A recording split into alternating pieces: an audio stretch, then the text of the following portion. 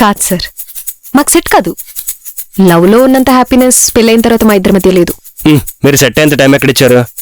1 monthలో love చేసి పెళ్లి చేసుకున్నారు, వెంటనే విడాకుల కోసం రెడీ అయిపోయారు.